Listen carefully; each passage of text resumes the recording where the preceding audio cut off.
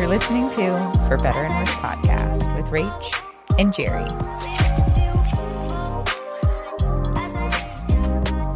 Here we are.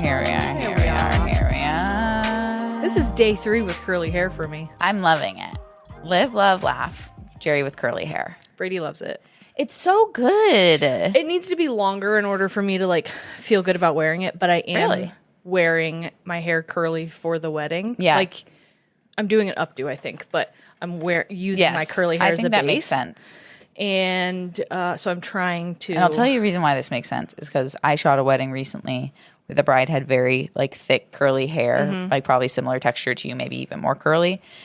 And she was so worried about humidity, rain, that even though she had it slicked back, she had straightened it. Yeah. And she was just I don't want to go out in the rain. I don't want to do any of that. And it's that'll limit you. Mm-hmm. That'll limit you in your options and your backdrops.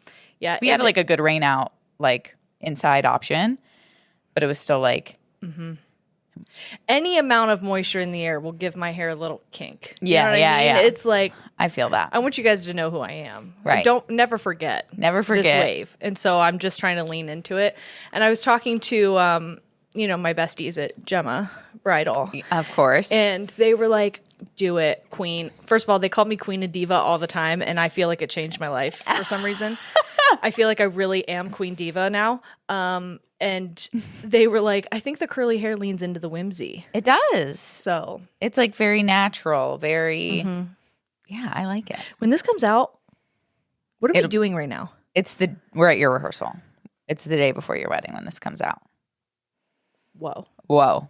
We have finally narrowed in on the date. I don't know if you've dropped the date yet. No, not necessarily. But people have caught on because when I asked you guys to be my bridesmaid and people were posting the pictures of it. Oh, you had the ticket number. Yeah. The check number was the date of the wedding. It's giving Taylor Swift Easter egg. Hey. What if I told you none of it was accidental? Right. Don't get me on about Swifties, but we're about to get Swifty with it for this episode. Oh, yes, we are. Because, to switch off from our super Rachel episode last week, which was a bit much looking back. Yeah. A bit much. Editing it, I was like, girl, you are so drama. No, but those are my favorite kind of episodes. They really are my favorite because I've been in your seat as well. I don't want to play it off like I haven't been the person whose head got cracked open like a walnut on the internet. Yeah. Because I absolutely have. But those are always the moments where I'm terrified to put it out because I'm scared that I'm going to look completely stupid. And people, every negative thought I have about myself, I'm handing to people to either say, yes, that's true. Yeah. Or no, it's not true. Knowing full well if they say no, it's not true, I'm going to come up with every reason to say that it is. Yeah. And what always helped me is seeing the messages we've already gotten on it that it resonates. Yeah. And you're all very nice. Mm-hmm. I think the part that I'm struggling with, and that does actually feel impossible, so please don't hold out hope for me, is that please don't, is that I could change my inner monologue. Because I do feel I am nice to myself. I take care of myself. Mm-hmm. It's not I don't take my medicine and I don't try to have a good relationship with myself. I obviously I left a toxic marriage. I've chosen myself. Mm-hmm. But I kind of just think my inner monologue is a Soviet Union gymnastics coach from the 80s. I just think that is kind of where I'm at. And maybe that coach is my mom, so she has a kind of a heart for me. That's but I scary. think you know what, though? I get that because Sierra and I recently had a meeting. We do quarterly meetings to see how we're doing with our what's it called? With Daylight, who's the the what's it called? They're not. Are they the hosts? Are they the network? Yeah, they're a liaison. They're in the mix. Yeah. So we had a quarterly meeting with our network. Yeah, they're with our network. Okay, yeah. And so during this meeting, there was a guy on there who was like, you need to do this and you need to do this. I'm going to be straight with you. You're waiting too long to do this. They need to be earlier in the episode and they need to be like this. If you got to cut them shorter, you can do that. And the way that he was speaking to us, I was so scared.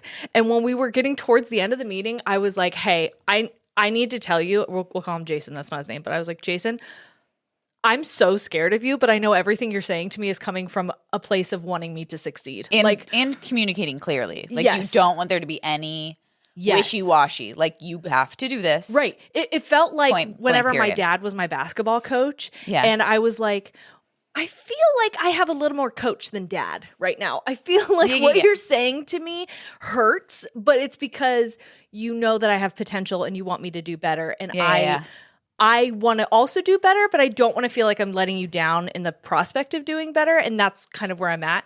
And that's what it felt like when he was talking. And I said, I just want you to know I'm really scared of you. I'm just putting that out. He starts laughing. And he's like, I am the nicest person you'll ever meet. He's like, there is nothing to be afraid of. He's like, I just wake up and think about what I can do better and how I can better serve you and how we can make this all that it can be. Because otherwise, what's the point? Yeah. And one of the other people on the call, she works in the same department. She was like, hey, everyone feels the way that you feel. Everybody's afraid of him. Everyone's scared. Jason, take note.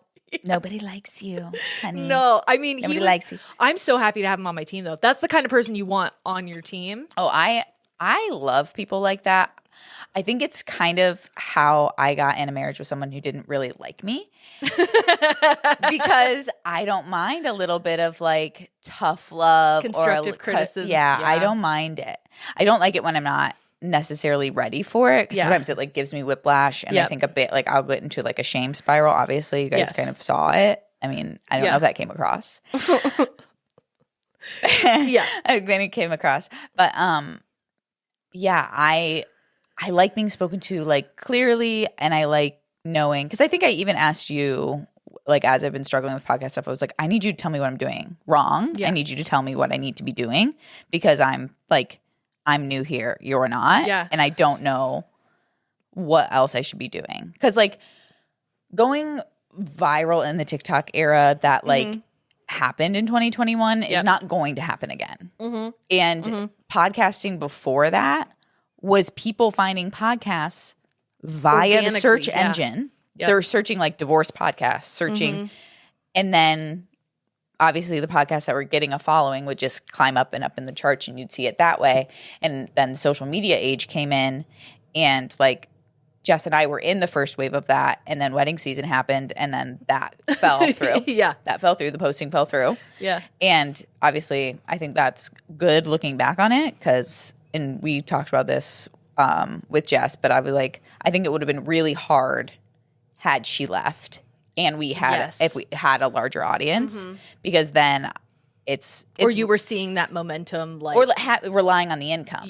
Then I'd be like, what the fuck am I supposed to do now? Right. And I think there's no way to know, obviously, but I do think Jess would have walked away no matter what. Like, she didn't want to show up online processing that information, and you know.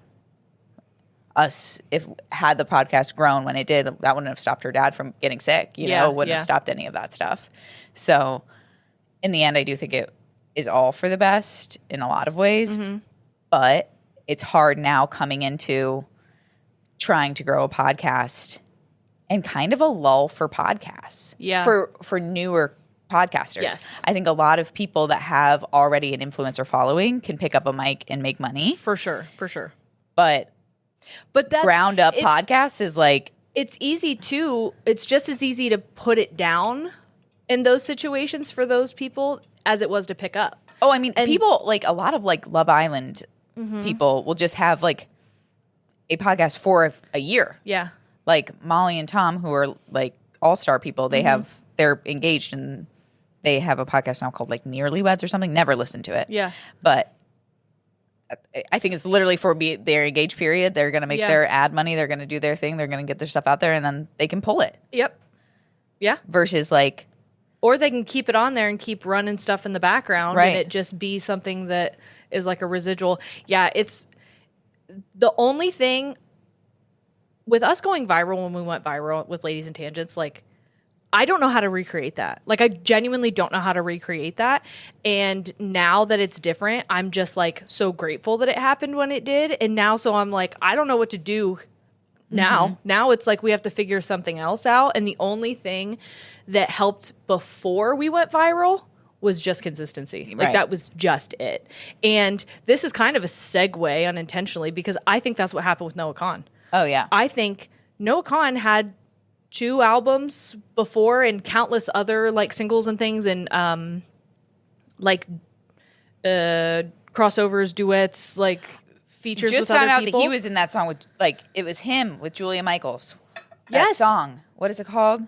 But I found him right around the time that Ollie was born, and the song Youngblood was the one that I really connected with. Okay. And so when Stick Season came out, I was like, oh my God, I know that guy because he did Youngblood. And then I realized, like, oh. You know the song. Hold on. It's Hold Me Close So I Won't Leave. Because it hurts when you hurt somebody. Oh, okay. What the hell? Yeah. I was like, The Busy I Head swear to album- God, that was like Ed Sheeran. Or I someone thought it was Ed Sheeran. adjacent. Yeah. Because, I mean, I But think... not Noah Kahan in 2017. Yeah. With Yeah. Julia Michaels. I think he had a record deal like at the end of high school, and he thought that that was going to be his blow up, and then it didn't. And like the prospect and the hope of it blooming and then it kind of wilting was so discouraging for him. And that's what I mean by like the consistency of just like having to get through that that valley period. Right. And coming through on the other side of just being like, I'm going to continue doing what my superpower is. And that is writing music that is authentic and honest and helps me communicate feelings in my head that end up inevitably resonating with other people. Right. And I think it's just hard with the podcast when it's like I literally quit my job.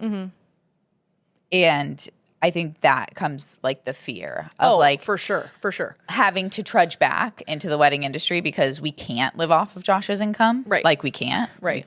It's just not going to happen. Like I have to bring in like a certain amount of money a month to keep us afloat. And I will be able to provide that for this year out of the weddings I have booked. But like not taking future, deposits, it's going to catch up, not doing, you know, all of that. So I think obviously I hoped that it would be a clearer path to like, okay, we're going to get to those numbers that we need to get to within the first 6 months. Yep.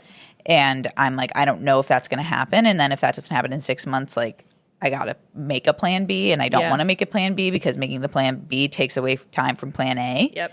And there's that like panic. And I think a lot of people, you know, in the comment sections, like being kind to yourself, be kind to yourself. I think it's yes. And I don't feel like I'm unkind to myself. And I'm sure everybody's rolling their eyes at that. But like, I do feel like I have a big problem with the areas of my personality that I'm being told to accept and being told that like, this is who you are and you need to like love those parts. But they keep me from being who I want to be. Right. From doing what I want to do. It would be like me having a desire to be a singer and being tone deaf. Like there's nothing you can do about it. See, I and that's feel how like- this is feeling, and being told to accept. It's like, then I have to accept that I can't do what I want to do. Right. And that seems stupid. Yeah, well, That and, I like, can't do not what I want to do because I'm something supposed you to wanna do. sleep 12 hours a night or some shit. Yeah. Like it's just not. And I honestly think that that's a much more relatable take than the be kind to yourself. I think be kind to yourself and all of those really positive, reassuring statements. It's almost like when body positivity and body neutrality crossed over into body shaming the opposite way. Do you know what I mean? Like if you aren't loving yourself, then you're not doing it correctly. Right. Like if you're getting plastic surgery and if you're doing these things, like Yes. you don't actually. Yeah. Yes. Yeah. Yeah. And so it's like we're entering the world of like toxic positivity with saying love these things that are actually sometimes hindering us. And I think it's a very privileged thing for me to be able to talk about, saying like, yeah, I am picking up hobbies. Yes, I am getting a lot more sleep. Yes, I am being able to be kind to myself and accepting how my brain works because I have the luxury of being able to do so. I have the financial stability. I have the time. I have the support in order to do those things. And when you don't have those things, it's harder to be like, oh yeah, sure, I'll love myself. Yeah. But loving myself isn't going in loving those parts of me that are preventing me from being able to reach the level of success or meet the goals that I've set for myself, it's hard to love those things. It's hard to love those things. And I think I was obviously like spiraling out about the things I didn't like. But like there are a lot of things that I love about myself and my personality and my neurodivergence. I think right now I'm in this like tornado of like that I feel like it's hindering me, and I feel like suffocated by my limitations, and I don't want to accept that they are limitations. Like I don't want to accept that it's a disability. I don't want to. And you can be sitting at home and being like, tough. And that is your right. Leave it out of the comment section. You know what I mean? Or put it in there and I'll be like, lip. That's not for me to read. That's not for me to read. That's like, none of my business. It's none of my business, you know? Because I am where I am. Well, yeah, right now I think that you are in survival mode of trying to figure out what is going to help you reach your goals while also still making sure that you show up and meet the responsibilities of your marriage and your family. Yeah. Yeah. Excuse me. And like a weird little insight into like the podcast world is we have been sitting at this really weird viewership following number of like most people that sit here quit because it's before you can really get like ads and before sponsors kick in, but it's also enough pressure that you can see some of the negativity, right? Like we're like halfway, like, you know, like 5,000 listeners or something like that. But obviously, as you know, like as someone who consumes podcasts, 5,000 people don't listen to every single episode. Right. We still have that following, but without that, like everybody's not downloading. Apple got rid of the auto download or whatever the hell stuff. And so you see the like, you know, people kind of nitpicking your life and people kind of like following, and the good parts of like having the community, and like Patreon has been like the most wonderful thing for that too, of like feeling like, okay, we have a place to be a little more personal or whatever.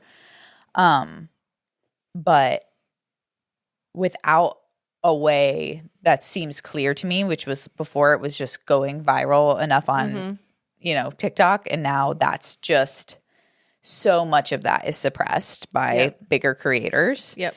Because even now it's like crazy. Or if you just get the 1,000 algorithm. views on TikTok, you're above 80% of creators on TikTok. And you're like, oh, well, that's not getting me anywhere. Right. Like, Right. I was like, I guess give me a cookie then, because that still feels like I'm not reaching any more than I was before. Right. And I think the tough part is wanting to grow it, because there needs to be some stability and there needs to be some payoff in order, because it is work and it is a lot of time and it is a lot of physical, and emotional, gas is $5 a motherfucking gallon right now. mental labor. Yeah. Whoa. $70 fill up my tank was out of pocket. Yeah, Brady came home this morning. He's like 112 to fill up my truck, and I was like, "Yeesh." But yeah, it's difficult because you don't want to lose the authenticity. You don't want to lose the heart of what it is, because the intention of doing this was never to make money. Right. Same thing when you are working for yourself in general.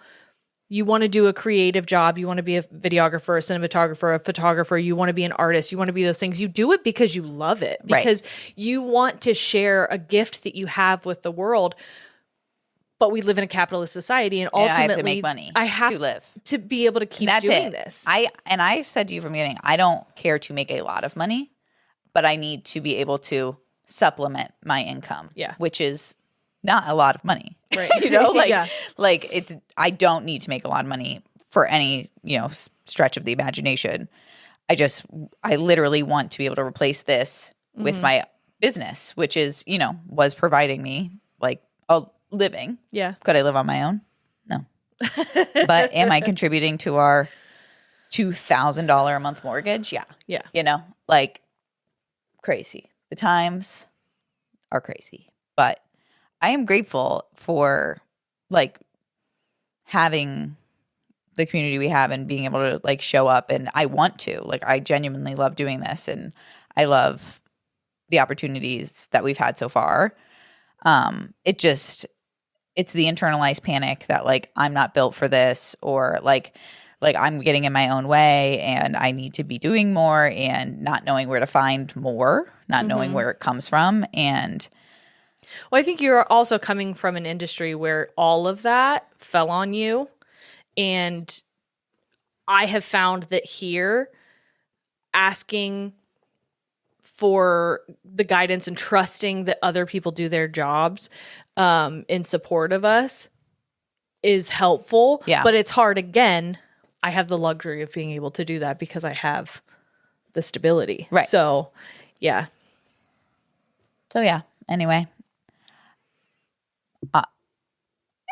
I'll try to talk kinder to myself, but that really feels yuck. It feels yuck. I said to someone in the comment section, I'm like, talking to myself kinder would genuinely feel disingenuous. Would it feel like if I was just patronizing? like, Rachel, you deserve to like, I can't even finish the sentence. Like it's It would feel actually patronizing. yes. Yeah. It would feel like childish to me. Yeah. No, I get that. So I don't think know. that's why Sierra listens to like Cardi B and Megan Thee Stallion, because they're like, you're a bad bitch. Right. And that feels more genuine to her than being like, you're a special flower. No. Oh. But anyway. You know what's funny? Again, transitioning back to Noah Kahan, is this album, The Great Divide, feels like the opposite of Stick Season in a lot of ways. It feels like he's giving a microphone to the intrusive negative thoughts and saying, all right, what do you have to say in response to Stick Season, essentially? Yeah. I didn't even like really, I didn't like give Stick Season a re-listen, you know? I've already because of this episode, have listened to this album on repeat more than I did to Stick Season, just because I'm trying to psychoanalyze everything. But obviously I think he was able to reflect in a different space. Like now that he got everything that he wanted, that he sought out for. Yeah. And I think everybody knows that it's not going to be what you think it's going to be, and it affects everybody differently. Right. But being able to like look back on the people in his life and especially like how they reacted to his growth and the whole journey too. Yeah. Was really interesting.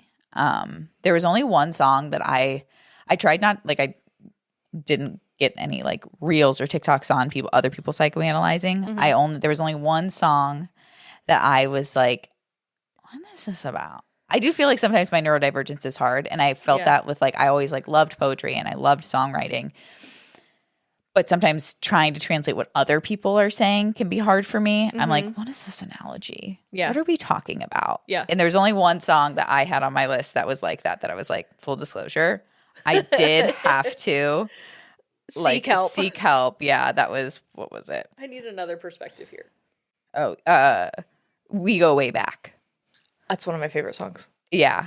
I wrote, full disclosure, I looked this up. It's about writer's block post Stick Season. It's like, okay, that makes sense now. Now I'm doing that. Now in hindsight. But I want us to go in order. Yeah. I watched him do an interview before the album came out. He was on Last Meal, Mythical Morning. So he did what his last meal would be, and they did an interview during it. And it was really interesting to hear him speak about his childhood and his writing process and like his relationship with his family, because he's like, yes, my parents' divorce affected me. He's like, but I had a great childhood. Like, I went to the Bahamas. Why was I like so sad all the time? He's like, I had access to mental health. Like, I was in therapy as a kid. My parents were very supportive. I have great relationships with these people still to this day. So I think if you don't know that and you listen I was just like, is this a slight at his dad bad? Yeah. Like, is his dad cool with this? And he said with Stick Season, he didn't share it before, but with this one, he did. Yeah. Because he realizes, like, doing my due diligence of, like, sharing this with the people I'm speaking about before matters. Yeah.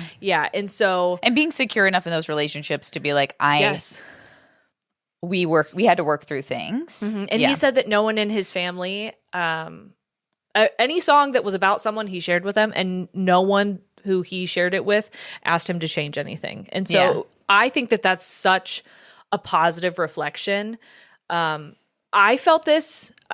The way that I connected with this album a lot was with the podcast. Like it was. I did think that you could relate in a way. It was less about like, my relationships directly. with people, Yeah. and more about my relationship with success and how that has transpired in my life. But I can say that I have people like my sisters, like my dad, who are so understanding of me publicly speaking about things. They trust me to do so in a way that is true to myself without disrespecting them. And that they, like, my dad's listened to a couple episodes from Ladies and Tangents, and or he's seen like clips of us, and he's like, I heard what you said, and oof. Yeah. He goes, but I get it. And like, that is, I'm happy that, Noah Khan shared that experience as well, because if you don't have that support, it can be very hard to be as honest and vulnerable as he is in this album without compromising his relationships. This is a quote that he wrote like as he was releasing the album. I don't know if it's like maybe in the CDs, like sometimes they do those, but it says, "From a long silence forms a divide, a great expanse demanding attention. I stare across it. I see old friends, my father, my mother, my siblings, my younger self, in the great state of Vermont. I want to scream these feelings, to gesticulate wildly at the figures on the other side. But my voice has grown hoarse and muted after years of climbing a ladder towards the wild spiraling dreams that have materialized in front of me." So I just kind of wanted to share that before we get into it, because I did feel like from the first listen, I was like, this is not all him. Like some of this is told from other perspectives, maybe about him or about a situation, or kind of like flipping back and forth a bit. Like conversations. Yes. Yeah. So it can be kind of hard to follow. I needed to listen a few times. I remember, I don't know if it was on our live together or if it was Sierra and I's live, but I was like, I think I'm too happy for this album. Like, it's very hard for me to relate. And so I've had to listen to it several times to put myself and like read the lyrics while I'm listening to it. Like, I can appreciate the music, I can enjoy it, but in order to like really get in my own psyche and figure out how I feel about it, it was tough for me to like connect initially. I had one of my friends who's a huge Noah Khan fan. She had said which song she really likes, and it was one that I didn't have an immediate connection to, and so I asked for her psychoanalysis of it. So I'll read that one, because I was like, this is better than anything I could write. Also, we're going to be doing The Great Divide, period. The songs that came out with The Last of the Bugs, like the extended album, those songs will be on Patreon. Yes, because I didn't know that The Last of the Bugs was... I was just listening to that album, and I was like, oh no, I'm very attached to a few of these songs, but 21 songs seems like a lot to go through. Yeah. So join us on Patreon. If you want to hear us talk about www. So I did the odds, so I'll do the first one, which was end of August.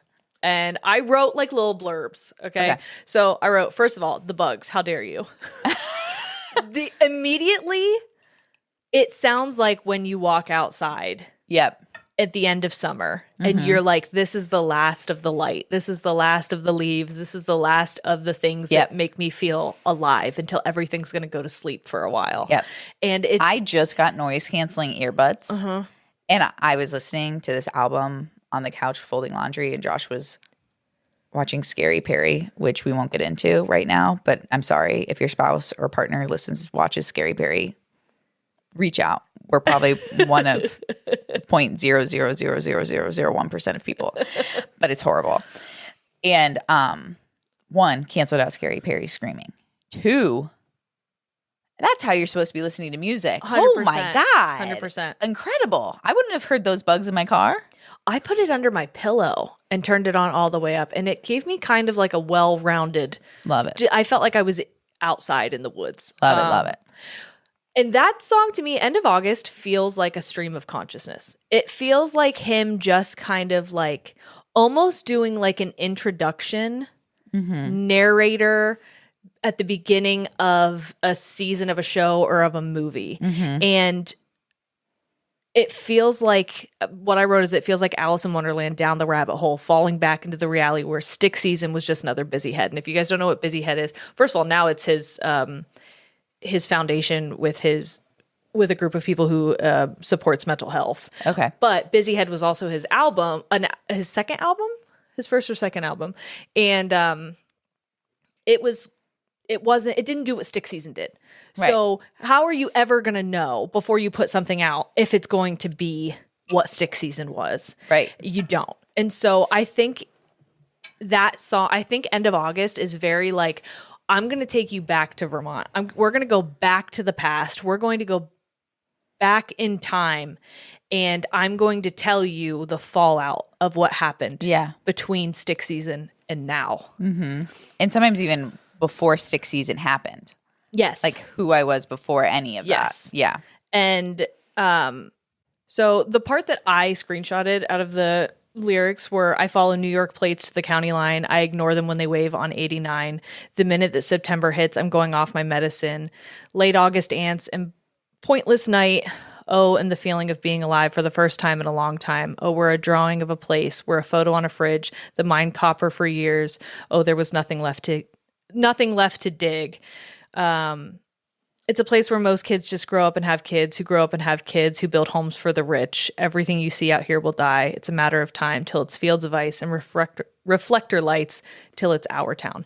I feel like after Stick Season, his hometown, Vermont in general, just became like a tourist site. And this felt like, okay, I'm going back, and it's just a matter of time before this belongs to us again. Before it was just a simple small town where people grow up and have families and live their boring lives. And I'm ignoring the fact that this has become almost like a spectacle for people to come and see the Stick Season place.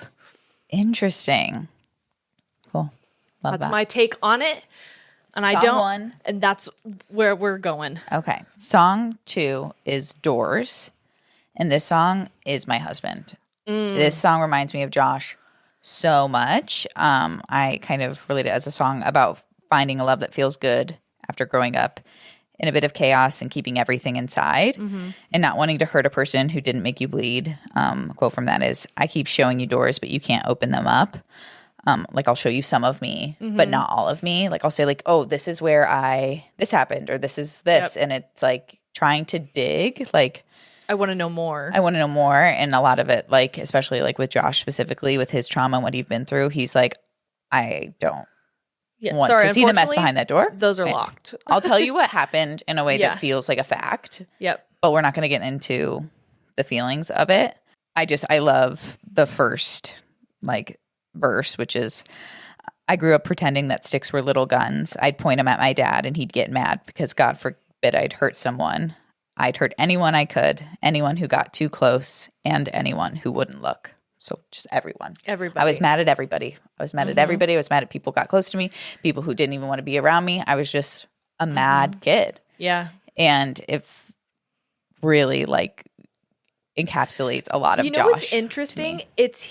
I also hear you in there. I love art. I love music. I love this stuff because we're always viewing it through our own perspective, through the lens that our personal life has created. And so when I hear you reading that in your translation of that first verse, I see you because you often talk about how you were just like an angsty kid. For no reason. For you believe for no reason. And you're like, yeah, I'm mad and I'll hurt anybody just because. No, it probably is similar to Noah Khan of like, I grew up extremely privileged and I was still mad at everything and everyone. And I think a lot of it like stems back to my dad, which I think so many of us, and even Josh included, like you don't want to dig into that. Like you don't, especially when you have a relationship with a parent that isn't necessarily toxic, but was not a good parent when you were little. And I think my dad would own that. Like he showed up, but he didn't know how to be there, if that makes sense. Like he didn't know how to be part of a support system. Like he didn't think that him not comforting me would affect me. He didn't have that like knowledge, right? It was Sherry will handle it, all of that. And I feel so similar to my dad in so many ways.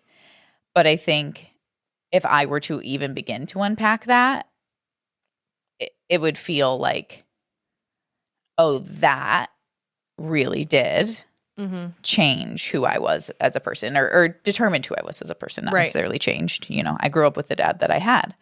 And we had so much fun doing the things that he wanted to do or the things he felt qualified to do.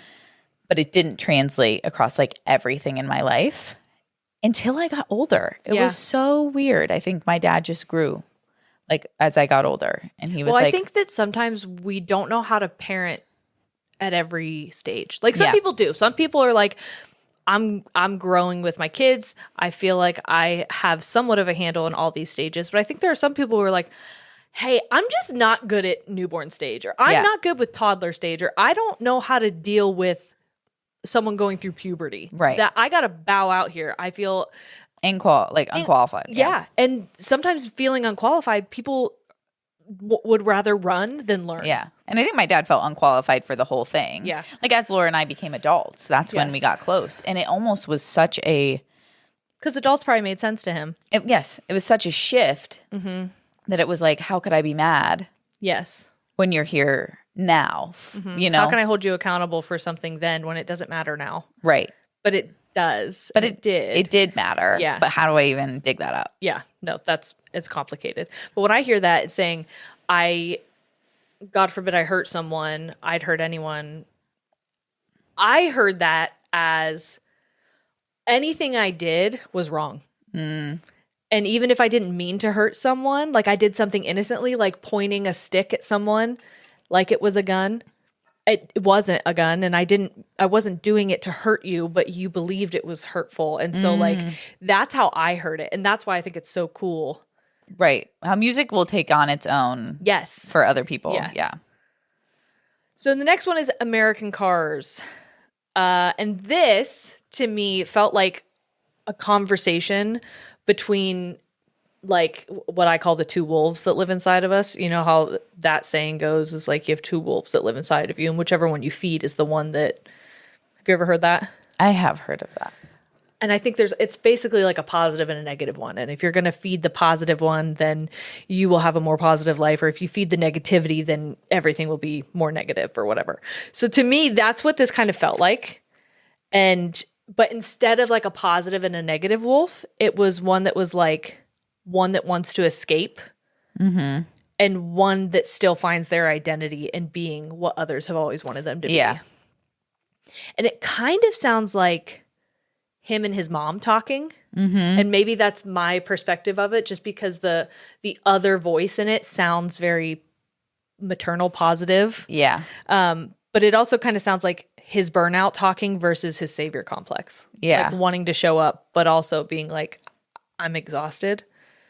And so I hear some of the lyrics from it is, didn't know you drove American cars, Ray-Bans on your face, you've been driving all day, but you're here and we're so grateful you are, because you're going to fix it. You're going to patch it up. Because, honey, we're fragile. You've always been so tough. You know that I miss you. You always come running back whenever I ask. And that was like what I mean by, I want to show up for these people. I want to play the role that I've always played for you.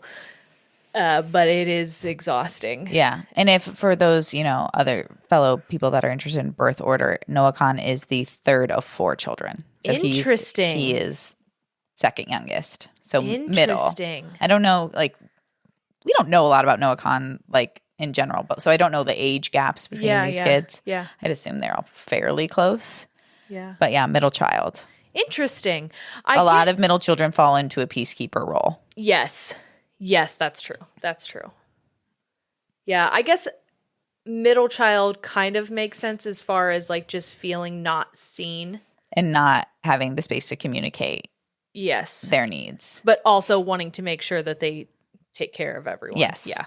It's easy to fall, especially if you're naturally more introverted. I think a lot of middle children, if they are introverted, can feel totally forgotten. Yeah. Because with a lot of introverts, you got to ask the questions. You got to probe. Yeah. And I think especially with parents who have 4 fucking kids. Yeah.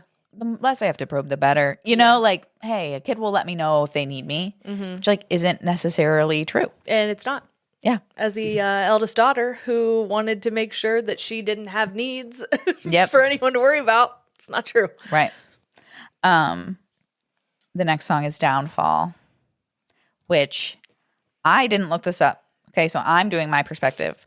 And my perspective is this told from the perspective of his dad or someone in his life that had some type of feelings of when he moved out to the city. Yeah.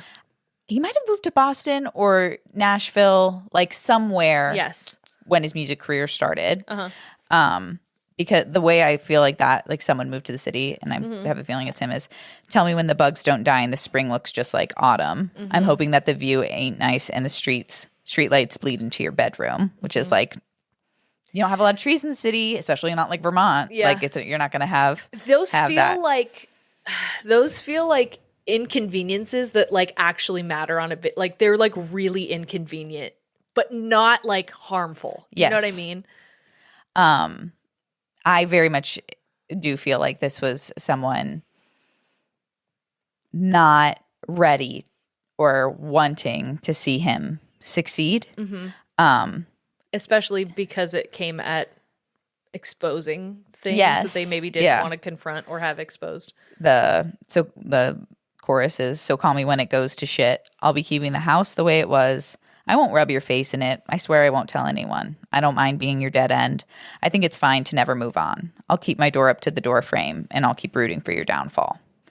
Ow. How like it just feels like a parent to me, because like I'll keep my ear up to your door frame. I want to hear what you're up to. I want to see what you're doing.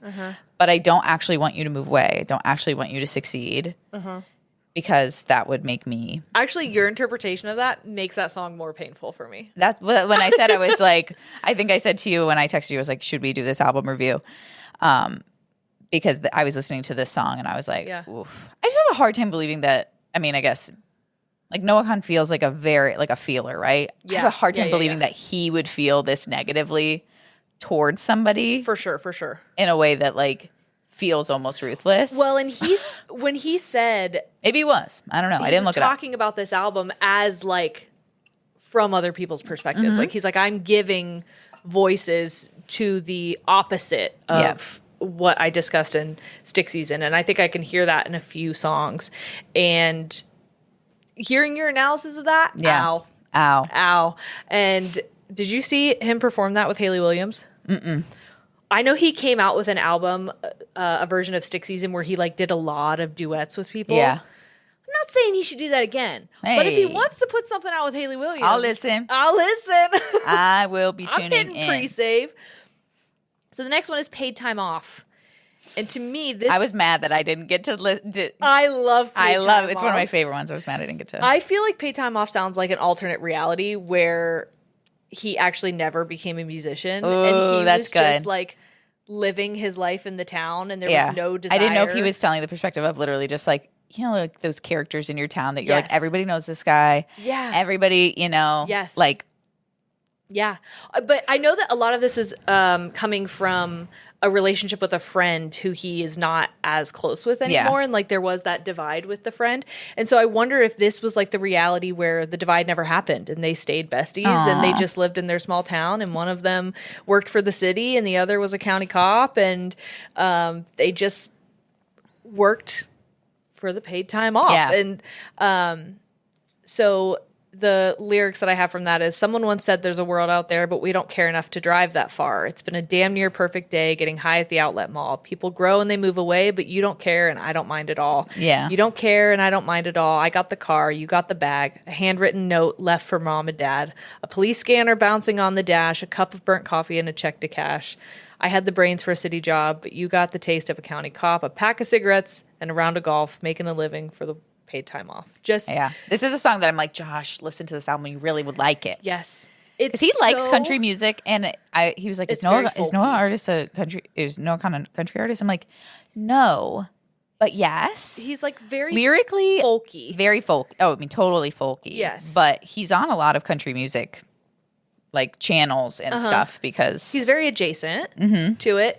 And yeah, that song just felt like this is a reality where I never wanted to get out, and I actually was cool with just having a cup of burnt coffee and going to my job and checking in and checking out. Right. And like, what if that was my life? Yes. Would I? Yeah.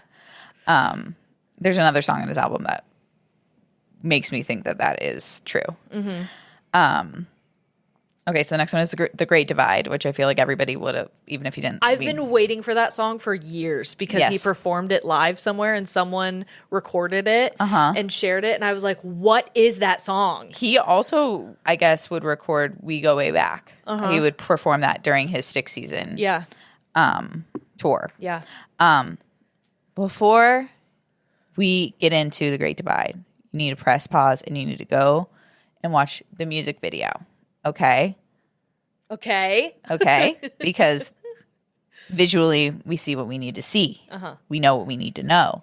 And it is very incredible. I think it's just like the ultimate window into childhood friendships, even more specifically male friendships, Yes. I think, and how kids can keep things so surface level and just like shared experiences like, oh, we play baseball, oh, we skateboard, oh, and you don't talk about what's going on there, like your closest is in your shared experiences versus your shared vulnerability and confessions. And it's like you kind of know. Like I remember like knowing if my friend's parents were alcoholics, but we didn't talk about it. Right. It wasn't something that we discussed. And I think it's because as children you're just like unqualified, unprepared. You also just genuinely do not have the brain power to process trauma like that. Or fully understand like what qualifies as alcoholism. Yes. Am I reading into this? Is this more serious than I'm making it, or is it less serious than I'm trying to make it? And he spoke about the Great Divide in that interview that I watched, and he was talking about friendships and how he's like, it's about feeling guilt for not digging deeper with people. And my thought is there's a lot of kind of like church references to this. And so I'm wondering if the friend he's talking about was like a pastor's kid or parents were hyper religious and that he potentially struggled with maybe like maybe he was queer or something that was like he couldn't hide and was internally tormenting him, because there's also a line, I didn't write it down, about like shattering the stained glass. Yes. And it's obviously like, I don't even know if I wrote this, but the one about I hope you're scared of all the normal things and you're not scared about what God thinks of you, your soul, what he's going to do with it. Yes. But the quote that I wrote was like, we ain't friends, we're just morons who broke skin in the same spot. But I've never seen you take a turn that wide. And I'm high enough to still care if I die. So I tried to read the thoughts that you'd worked overtime to stop, but you said fuck off. And I said nothing for a while. And it is kind of like that. I know, like, and think of it from a teenager's perspective. Like, if one of your best friends tells you to fuck off, you just say fuck you. Like, that guy was an asshole. And then you move away, you live a little, and you're like, oh no. There was something there. There was something there. And it was like when I was talking about the guy that ruined my life, who I have really no positive feelings for, had never had any positive feelings for.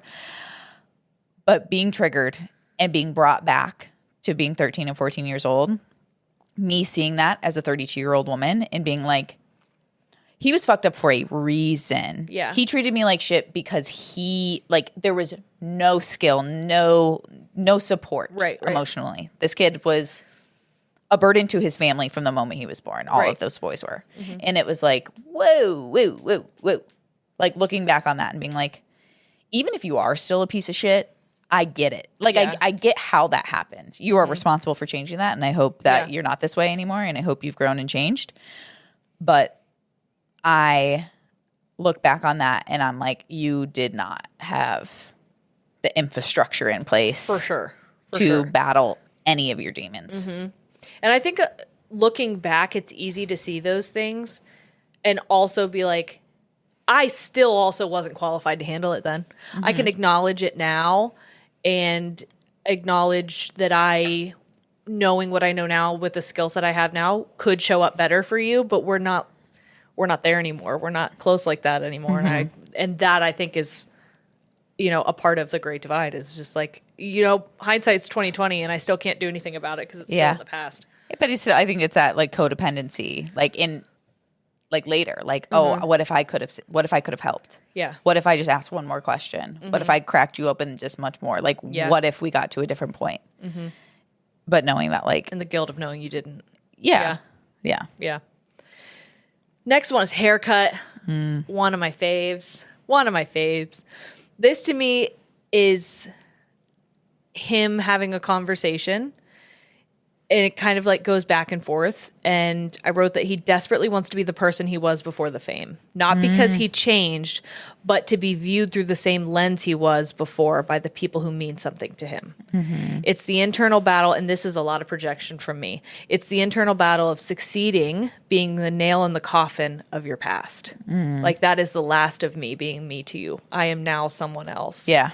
And I don't know if this is an actual conversation that he's had with people or if it's just him assuming what other people think of him, and how he appears to glorify struggle of simplicity because it feels more noble in a way because of its complexity.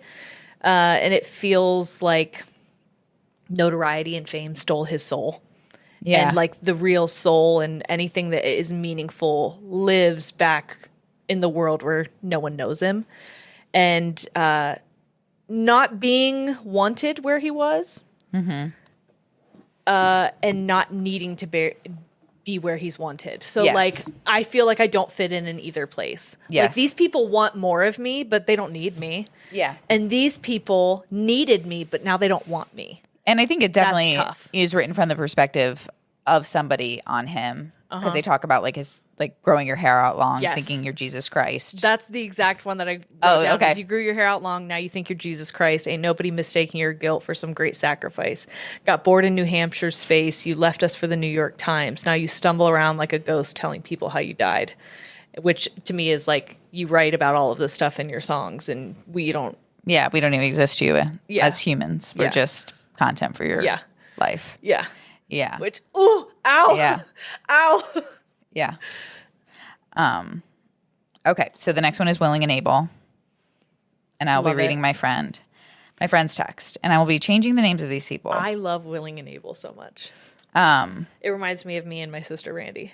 Yeah. Actually, me and both of my sisters. Yes. Yeah. It is a sister on sister conversation here. I'll be changing names. Okay. But I text her. I said, give me your perspective on willing and able since it's your fave. She said, oh, it's such a sibling perspective for me. Like, we live the same life, but completely different. This is unspoken resentment. Feeling like the other is holding on to these things, very like non-monumental things, memories that shape the way you view each other. For me, in my situation with my sister, it's always, my sister always wants to ignore things, but I always stir the stuff up. The only time she can talk to me is when she's drinking. The line, so come home, let's fight about the childhood lie. We don't care what the other one thinks. Oof. Like, when you're young and your relationship isn't in jeopardy, you can fight and scream because it's like set in stone. You live in the same house, you know, all of that.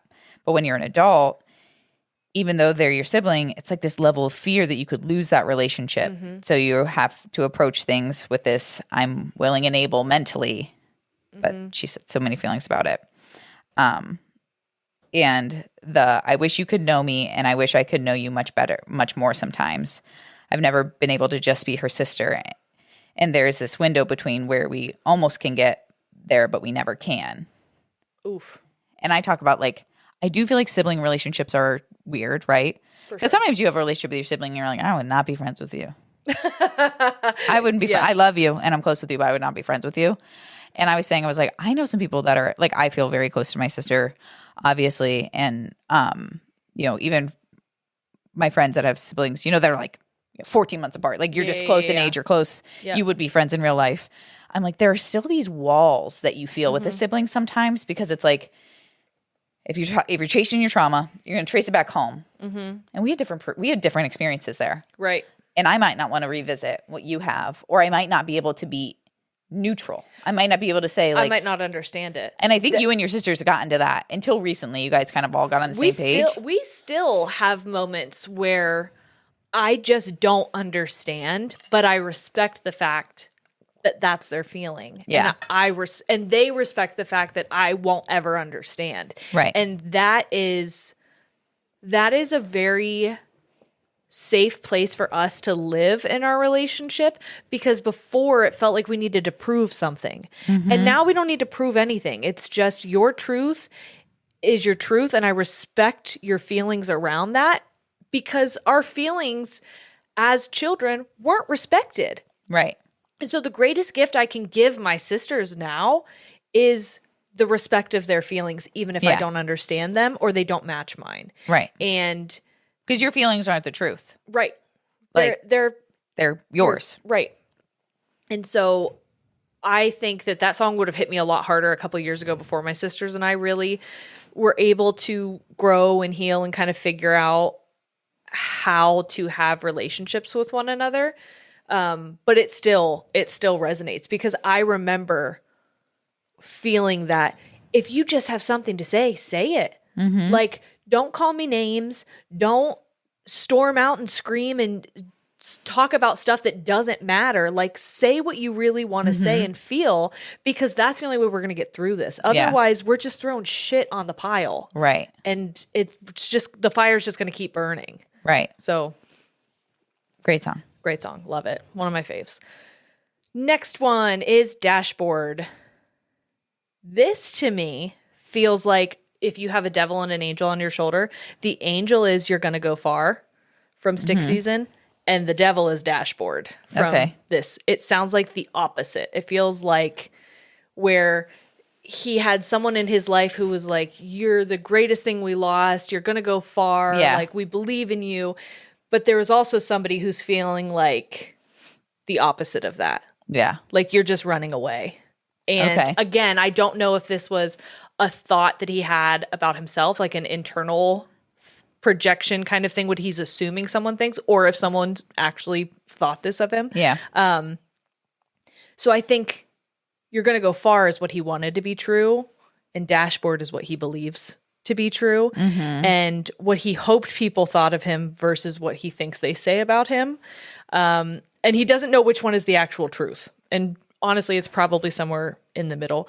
And it's all powered, I think, by guilt and regret for putting a flashlight on his hometown and his life. Because you want to be seen. I think that's why he writes from such a vulnerable place, is he wants to express and he wants others to feel seen through his own experiences. But it's awful when the thing that you illuminate is more than you were ready to share, because even when you turn the light off, people still already saw it. They still already know. And that is something you can carry a lot of guilt for. I personally know that from sharing, things in my marriage, things in my divorce, things with my parents, I know that I can't take that stuff back. That lives on the internet. I desperately wanted people to feel not alone. And so I highlighted parts of my life that were a secret, and now that affects other people. Right. And it affects how they see me because I did it. And that's hard. Right. And this is from the song, all your new friends look a lot like your last. I wonder why. Took all those loose ends and made them sandalwood beads around your neck, douche. Just when you think that road straight ahead is when the devil shows up on your dashboard again. Look at you go, crossing state lines with your shadow, trying to run away, change your zip code. Turns out you're still just an asshole. And I felt that a lot with the podcast. I remember having a conversation with my sisters toward the beginning, right in the beginning when it started to pop off. Yeah. My youngest sister was like, I bet people don't even know you have siblings. You don't talk about, I remember this, yeah. You don't talk about us. And I was like, I didn't think you wanted me to talk about you. I didn't think you wanted me to use a microphone to highlight stuff that you didn't consent to. I didn't think that you cared if I included you or not. Right. And that was the first time I realized, like, you do care. This does matter to you. Our relationship and remembering that we all came from the same place does matter to you. And just because now I'm on a different path, you feel left behind. Yeah. And that is painful to you. So. Yeah.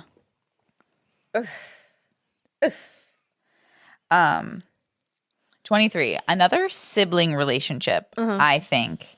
And I do think it's him talking about a sibling. I do think it's told from his perspective. the first line I wrote. I don't know why I wrote this one first, but and I've got a feeling that won't go away. The doctors are calling it just moving on. I still ball up my fists when they mention your name. No one gets to talk shit but the ones you've shit on.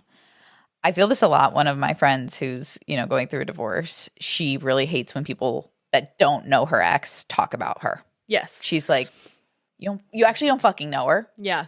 So I can talk shit, but you don't get to. Yes. You don't get to talk shit. And I'm like, I think a lot of people resonate with that. With that feeling like you don't fucking know. And in this song, I don't know if I wrote down this line, but a lot of the times he talks about people want me to talk about you and tell your life story, and I don't. I'm like what am I gonna say? Kind of that like. Especially, I think if you're a little sibling, you get that like, oh, what's your big sister up to? Like, isn't that the song where like he broke in and stole China or something? And he's like, everything else seems stupid in comparison to that. Like, all of the stuff that matters to me doesn't feel like it made me think of like people that have a sibling who's struggling with addiction, and it's like maybe they were the overachiever growing up, and people are like, oh, what's Alan up to? And it's like, well, he's fine. Yeah. He's living in Los Angeles. He's fine. Yeah. But really you're like, he's on drugs. Yeah, so, it's weird because you want to preserve their memory. And that's the line in I said. Story. Because if I never see you again, you could be anything I want. 23, clean in the engine heat, teaching me how the thing runs. And like when someone's out of your life, you could pick the version of them that you want to remember. And the line after this is, so stay gone. Yeah. Like, stay gone. Because I like being able to remember you this way. Yeah. And he talks about like his China getting stolen and all of that. And I think addiction specifically affects families in a way that can just shatter them. Because, a lot of times like one of the parents wants to help in the way, like they want to make sure they're not living on the street. So they give them money or, whatever. And the other parent's like, I don't see that. Or siblings and everybody. It feels like enabling then. Yes. But I think, the way I relate to, picking a version of someone that you want to remember is like the farther I'm away from my divorce, like it's been like 7 years since I've seen Dave or something like that. I find myself like wanting to remember him as the person and like honestly remembering us in this, it's like a little like snow globe. Yeah. Like I want to remember us in this certain stage of life before we got married, before anything went to shit. Because like it felt like so good. Yeah. Even knowing that it was bad. It was good at one point. And I want to remember us that way. Well, in my mind, it's almost like this was a moment that changed my life and put me on the path to where I am today. And so I want to be happy about and like how grateful. I got here. Right. Yes. But there's a big chunk in the middle there that I really hated having to go there. No. Not loving that. No. But if I, think about, someone at their best. Yeah. Like that's how I want to choose. And I get to because he's gone. He's going to stay gone. I wish. He's going to stay gone. I wish I had that. Yeah, no, you don't. Sorry. Yeah. Sorry. You get that idea shaken up a lot. Yeah. You're like, hey, I keep hurting my own feelings by trying to keep you in a positive light. Nah. Speaking of light, we've got porch light. This to me sounds like he believes that what he's done by becoming famous and doing so by sharing such intimate things about his life is something he believes is slowly killing people or killing his relationships with people, poisoning just like the view that people have of them, and that their life has been turned so upside down by the light that he shed on them. But they still have to go about their lives without him. Like everyone, there's people showing up. Right. They are his muse, but they don't get the benefits. They just get to be annoyed by all of the people showing up. Like what we just said about his dad being like, oh my gosh, this seems like a damning, expose. Yeah. But it's just an audience taking a song and running with it. Yes. And then assuming. And so he's like set that record as straight as he can of like, I have a good relationship with my parents. They support me. They've heard all of this music before I put it out. Yeah. So it's not like I'm trashing them. Yes. But I think if you're in his life, if you're his childhood friend or his sibling or whatever, and you're gonna see what the internet is doing and how Yes. people are analyzing and being Well, and like, people are literally oh, showing up. You actually hate our town. You actually Yeah. hate where you grew up, and like fuck you because we still live here. Right. Look at this miserable, sad place that is the inspo for one of the most tragic albums. So again, sounds like the perspective of somebody who he believes is not happy with him. You act like we just sit up here and wait for you to reappear. But baby, there are bills to pay and your dad's road needs salt. And I try to drown out the talk, the eyeballs in the parking lot, tell people it ain't me you want, but I guess you're my fault. You're a ghost, you're a ghost, you're a ghost. Basically, you're not here. Mm-hmm. You are just something that haunts us. Your music, the fact that people keep showing up here and throwing it in our face, all of this stuff that you are making us all relive because you chose to write about it. And now you're not here. It's giving mom too. It's giving like leaving a porch light on. Like, that's your mom. Yeah, that's your mom. That's your mama. Mom's leaving the porch light on. Okay, what is it? It's mine. Okay, deny, deny, deny. I apparently didn't write too much about this, but I said toxic parent dynamic. We're both exhausted for different reasons, and I used to care to know your secrets. You said that you got a guilty conscience, but I've never seen it, and I'm well prepared to never meet him. That song is very much like, I would love to have these conversations. I would love to confront you about this stuff, but it's not going to go anywhere. Yep. The first line of the song is conversation within the conversation. Conversation. I want to drop the gloves, but you're far too patient. I want to see you lose it. I want to hear you say it. I want to know the dark that I share a brain with. Yes. That's what it makes me think like the parent. Yeah. Oh, for sure. Because yeah, like I want to dig in and I want to fight and I want us to do this, but you're never going to cop. You're never going to admit. You're going to give me, he says, the company line of the company line, I believe all parents is, I did the best I could. Yep. That's the company line. I did the best I could. And then you're going to deny, discredit the, the best you could still fucked me up. The best you could still had an effect on me. Yeah. Like, I'm not saying that you didn't do the best you could. Yes. But I'm asking you to look at what that did. The best you could is not what's on trial here. Right. So whenever I first heard that, there's a book that I've been trying to write for like 3 years, and I have a very hard time continuing it because I feel a lot of guilt about things that I'm highlighting throughout it. But there is a part in it called the question dance, and I felt like growing up, there was when we would have conversations, instead of talking about what we wanted to talk about, instead of saying what we wanted to say, we would ask all the questions around it. And it would be the question dance. We're going to keep, and it was like chess. It was, how can I answer your question without giving you enough information to use against me then? Right. And that's what this reminded me of. It's the like, something like, well, like, why didn't you come to my birthday party? Well, why would you want me there? Right. It's like you're asking questions around this whole situation, and it's a bit of gaslighting. It's a bit of gaslighting. Toxic. But the other like parent thing of like, I'll get your house paid off so the feds can't touch it. Another thing we don't talk about anymore. Yep. Don't worry, I won't bring it up. You can scream at me when I come home. Yep. Like, yikes. No, do you really have a good relationship with your family? It's just kind of like, are we just saying that? Because it is a bit. Feels like it feels like is everybody okay? Everything going Everything okay? Noah? Yeah, it's like they resent you for your success, but also aren't too resentful to not accept benefit the help from it. Yeah, right. And again, that's a projection. You've not confirmed any of those things. That's just an assumption.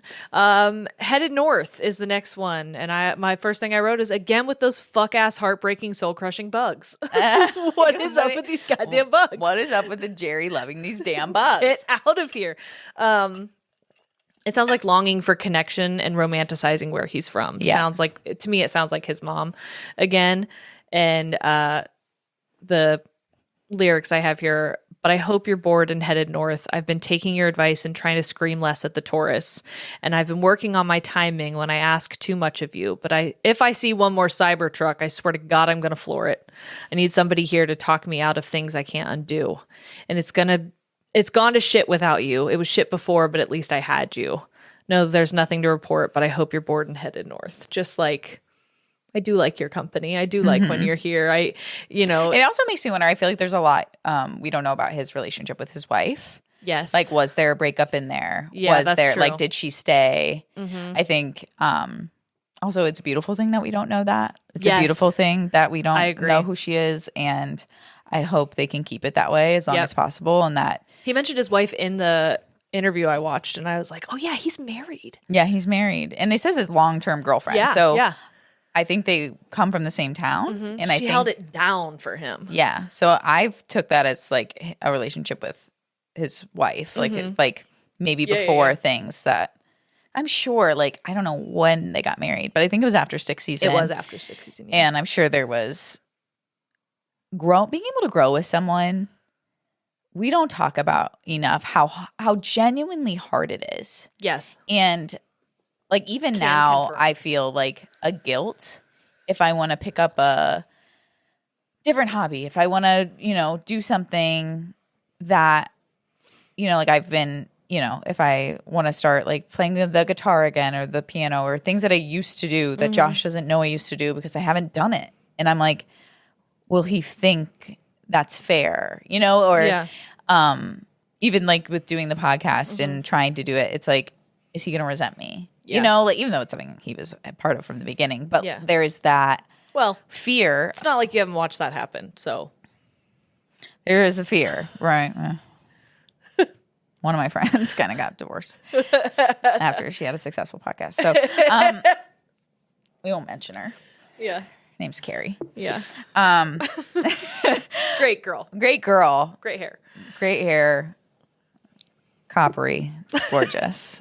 I'd kill for it. But when I've listened to that song, that's kind of how I've taken it of if they did have a separation or breakup and like just realizing like, oh no, we should grow together. Yeah. It feels better to be together than apart, even if we're fighting, even if things are hard, even if like I want to grow through this with you, no matter what that means. Yep. But also mom does work too. Yeah. Like I miss my mom. I miss the comfort, whatever home feels like. And I think for so often like. Yeah. Or she's like, could be both parents though too. Just be like, I'm trying to do better here. I'm trying not to rely on you so much. I'm trying, but if you're bored, if you have time, you could come see. There was somebody who left a voicemail on me or Sierra's phone, and I don't remember what it was. This was probably 15 years ago. She was like, "Oh, this is your Aunt Pat. I was just calling to talk to you. If you have time, you can call me. Okay, this is Pat." Neither of us have an Aunt Pat. I have no idea who this is, and it breaks my heard because I'm sure Aunt Pat never heard. Aunt Pat? I know. Can I shoot you a text? Hey, wrong number, honey. I know. Okay, the next one is We Go Way Back, which I prefaced. I did have to look up the meaning of the song. About his writer's block post 6th season. The line that really hits that is, I can hear the song of the robin, haven't written my own in a long time. So maybe accepting that might be his only claim to fame. And this song is almost the coming to terms with that. Yeah. Because this, I believe, is the first song he wrote. Like for The Great Divide? Yeah, or just in general. Yeah, sometimes people write songs and they don't know where it's going. Oh, you don't know what you're sure. going to write about For sure. when it's going to come out. And he said in the Mythical Kitchen interview, whatever, that he's like, I used to write songs and then cry because I was convinced I'd never write another song that good. And I'm like, I get that. I get that. The other lines that I like, I saw the world from up close. It ain't much to look at. Compared to you in your work clothes, waving hello from the driveway. I can't make myself whole. Most days I'd be lucky just to get half. But you've seen me in places so low, and you can recognize when it's real bad. And I do believe this is a song about his wife describing a simpler life. And if it doesn't make it, if we don't go there, if 6th season was all there was, and we have to go back to a simpler life, being with you and family and friends is the most important thing. Right. And that's enough to me. And that's enough to me. And coming to terms with that was like huge for him. Then we've got Spoiled. This one hurts to listen to because it feels like a cry to me. Oh. Some of these I'm like, I've listened to them, but because I was only listening to my like 8 or 9. I'm like, which one is this? This is the one, I feel like there's a lot of duality in it, where he's acknowledging that he'll never feel understood by his parents or his kids because he's in between them. He wants home to keep him grounded, but he feels rejected by them because he feels guilty about using them like his own personal orchard, picked clean and speculated at by the masses. All this to not be accepted where he's from and be hated by his imaginary future kids. Yes. Who will be spoiled because he has anything he ever wants. I want to be you, but I don't want to be that. Yeah. It's like, I want to be like my dad, but I don't want to identify with the struggle that made him who he was. I want to be rich, but we're going to be rich, but in our own way is another lyric from that. It's, it's anything I want just so my children get spoiled when they get old, so they can fuck up all they want and blame it all on their dad. So they can watch me go to work, fall asleep on the couch. They'll say, I want to be you, but I don't want to be that. And yeah, to me, that's like, I want to be successful. I want to have all these things, but I don't love the idea of how you became successful and all of the shit that you had to go through. Like, I think that there's a resentment that he has for the future. Josh feels that a lot. Yeah. Josh feels like our kids won't know that, like, how bad things can get. And that's such a good thing. Yes. But it's it's what he's working for. Yes. But it's also this, like, they don't know how good they have it. Yes. They don't know what it's like to, have parents that aren't together, to, and because be of in that, poverty, to... You're like, I am happy that you don't know that, because that means I'm doing my job, but at the same time, I don't know how to connect with you. Right. Like, and when you're you're not going to when you're understand bitching me. about the fact that, like, you don't have this specific Barbie from Meyer today, I want to throw you. I want to throw you a clue. Here it is. Get a grip. Yeah. I want to throw it at you and say, girl, please. Girl, please. Okay, my turn. All them horses. Another reflection on his newfound fame, travel, and new life. And this is what feels like a phone call between him and his mom. The line is, I'm just happy you still call. I'm just happy you still call. City kid bought the farm. He's a real nice guy. Left a lifetime invitation for my friends and I. It feels like, hey, the city kid bought the farm, honey. They said you can come away whenever you want. Then window seat on a 90s plane, see the rivers meet and spread like veins. Another airport lounge, another time zone change. Gonna dance around and sing about my pain and hope it pays. Oh, no, okay, it pays. Having this, like, disconnect with who he is in this new stage of his life. This ain't mine anymore. I made too much goddamn noise. Done staring at the void. I'm spin casting with the boys. And I think it's very telling of how you can get everything you want in life and then have to live with the worst, the better and worse. Hey, I got it. I got it. And parts of it suck. It shook up my whole life. Yes. It shook up all my relationships. It changed everything. How people view me. Where do we go from here? Right. And this is all I ever wanted. I didn't realize what I was going to have to sacrifice to get here, or what the fallout of getting here is. And you can never know. You'll never know. And there's no turning back. Like, you can't go backwards and undo it. No, you never, ever would have known that you doing the podcast would have ended your marriage. No. That was not in a world that you were like, I'm okay with that. Right. And you know what's crazy is I don't necessarily know that it was the podcast itself, but a lot of what happened with me doing the podcast encouraged me to go to therapy. It encouraged me to highlight the parts of me that needed healing, and also learn how to set boundaries and communicate with people about what was appropriate and what wasn't appropriate, and kind of take a hard look at things that I accepted as normal and that shouldn't have been normal. And so, yes, it was because of the podcast was that kind of catalyst, but really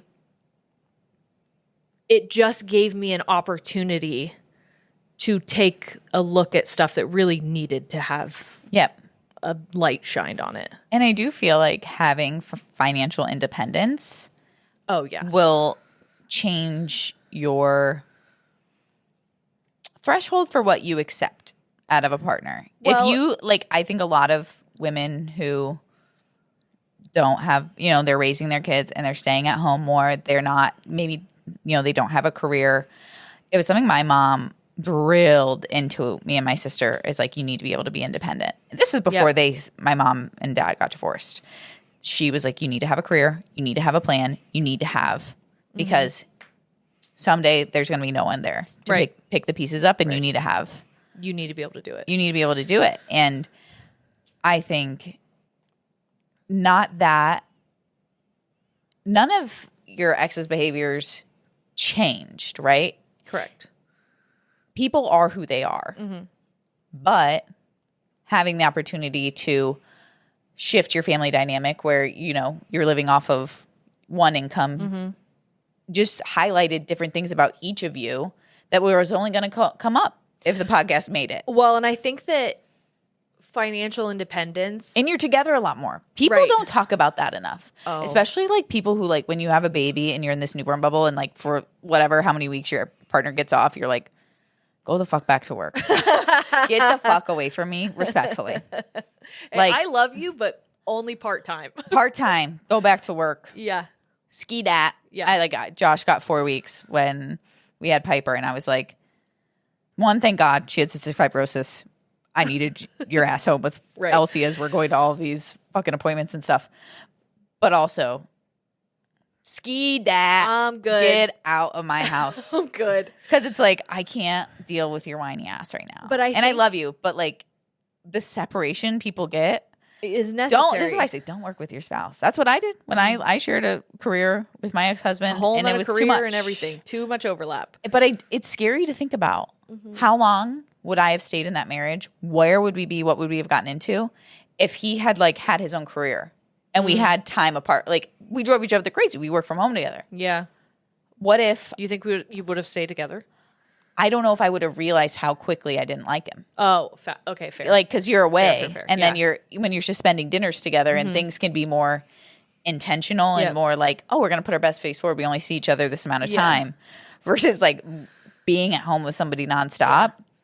There's no escape. No, there's no escape, and very few couples can do that. Like, don't judge yourself. Like, I love Josh. I'm riding with him. Don't make me work from home with him. I don't put me 2020 COVID with him. No, I mean we were, but he worked still. Yeah, and so so did I. People weren't canceling their weddings like they should have. That's all I'm saying. For me, I think it was when you are in a situation where you should get out because it is mentally, physically, emotionally unsafe. If you don't have the financial means to do so, you will find a way. You'll excuse behavior. You have to. There's no other way around it. It is not only am I excusing the behavior, I am trying to use all of my survival skills to make sure that these things don't pop off as often or as bad. Yes. And so the podcast helped me in a situation because I was financially independent and I'd had the means to get out when push came to shove, essentially. Yeah. When both of you wanted. I think like you guys had fought. Beep, boop, beep, boop, bop. Okay? I honestly, there were many times where I'm like, Jerry and Mark is just like fighting. Like they just kind of do. I remember saying this to Jess at some point, or maybe Madison. Like I was like, I think that's just their kind of thing is they just like fighting and they just got to get it out and then they're fine. No. But that's because you always were fine. I had to be. Like, I was like, oh, okay, well, maybe that's just their shtick. Like that's just like how they've always been. I've been with Brady over 2 years. How many times have I called you crying in a hot tub? 0. How many times have I like texted you pissed or struggling or upset? How many times have you seen me? Right. In any state that you saw me with Marcus on a regular basis. But you and Brady don't have young kids. Because I'm like, that because how many times have I Marco, told you about Josh? How many times have I I mean, a billion. Not in the same, but not in the same way that you did with Dave. And you guys used to threaten kids. your relationship a lot. Like, a lot. In a way that, like, Josh and I have never. Yes. But sometimes I'm like, maybe that's just their thing. Maybe that's something that's okay for them to be like, I'll leave you. I was like, maybe that they're just okay kind of saying that stuff. I don't know. No. I'm like, Jerry seems kind of okay with it, so I'm going with it. Jerry's a big sister. She knows what she's doing. No. She knows what she's doing. No, my problem was I wouldn't. I remember saying, I am afraid that I'm going to swallow all of my feelings to the point where I become a shell of a person because I would rather do that than leave. Yeah, and he was like, sounds good. And I was like, as my partner, you shouldn't want that. That's weird. That's weird. That's very weird behavior. Yeah. And that was a moment where I was like, I think I don't like this. I think this doesn't feel good. Yeah. I think this hasn't felt good. Yeah. But I think it's always felt this way. Yeah. And I also watched this growing up. This is the love that I watched growing up. Mm-hmm. I think you were the last one. Last one. Dan. I have so many hearts around this song. I fucking love this song. I love it so much. This is one of the only songs to me that feels like Stick Season. Like this song specifically feels like it could have been on Stick Season and I wouldn't have batted an eye because it feels like he was existing without the pressure of success or the fear of letting someone down. Like this just feels like a moment where he was very much so living in the present and not like reflecting on the past or being afraid of the future. It feels like just deeply in the moment. And the lyrics are just, I'm with my best friend Dan now, camping on the county line, hand around a Miller Lite, waiting for the sun to rise, couple of hometown heroes, fighting over politics, sitting and remembering young men from different sides. And we're so alone most of the time. Most of the time we don't have anyone. Where do we go when we die? I wouldn't mind right here. To just be like, that's my best friend Dan. I love him. And I love just the simplicity of hanging out and being bros and doing something simple like drinking a beer. Yeah. Like this is but who is I Dan am. dead? I don't know. The first lines of the song is everybody's asleep. I looked this up because I was like, is this a song about the... Okay. Everybody's asleep. Let's talk about him. Let's talk about high school, talk about death, talk about the long ride home from the grave. Well, they did have a friend, Carlo. Who died. I think. So I was like, is Dan dead or is they talking about there's another the friend. guy that they only talk about when they drink and when they, Yeah. Okay. I think. I don't know. Noah Kahan, weigh in. Weigh in. Weigh in. Who's Dan? Who's Dan? Because someone was like, think about this from the perspective of Dan being a dog. And I'm like, well, that's also sad. And I can relate because me and my best friend Mose. Oh, think about right back when Carlo died. Okay. Yeah. Okay. Man. You really do gotta. I mean, what is that? That I have to like look at the lyrics. Yes. And before I'm not processing just audio. It's because you are listening.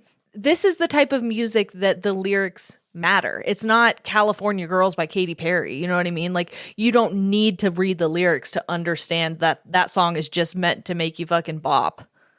This whole album, the way he writes music is just different. It's meant to be felt. It's meant to make you be introspective and I don't know, it's deeper. Mm-hmm. Not that there's anything wrong with a surface level bop song. Like those are also necessary and we love it, but it's just different. You got to read it. You got to analyze it. And there's a lot of bug talk throughout the whole album.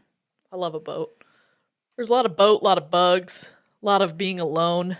And I think one of the lines here that hits me is like when you're talking to your friend, when you're old friends and you're fighting about politics and being able to do that. Yeah. Like having that, even though like there was a time where we could love people and genuinely still connect with them. Despite that. Yeah. And now it feels so convoluted into like the fabric of who we are that it's really hard. Yep. To be able to fight about politics and move on. Yes. You know what I mean? Like keep it moving. Yep. Like I know that if I fight with Josh's dad about politics, like I'm still going to show up to Father's Day. Like, you know, I'm going to leave and I'm going to be mad and we're going to be pissed off, but then the steam will blow over. Sierra and I have ruined many a Father's Day. Yeah. You know, like I'll still show up. Right. Yeah. And both of us are good about letting our life be about our family. Yep. we try not to touch upon everything. Because the thing about the world and about politics and about what we want for our society is I actually believe the vast majority of people want the same thing. They want life to be affordable. They want children to have all the opportunities in front of them. They want to feel safe in their homes. They want our kids to feel safe in schools, but they disagree on how that happens. For sure. And that is what's hard is a lot of times, especially with Josh's dad, I'm like, we are talking about the same fucking thing. We are talking about wanting the same thing. Right. And I do not see how you don't see how the person you support goes against all of that. Right. I'm not understanding. I don't know what to say. But I'm with my best friend Dan now. I'm with my best friend Dan. On the county line. And we can fight and we can leave it at that. Yeah. Exactly. Yep. Well, that is the Great Divide, That everyone. is the Great Divide. Come visit us over on Patreon for The last of the bugs. Or The last of the bugs. The Is it last of the songs. the last of the songs. The last of the Noah Kahan album review.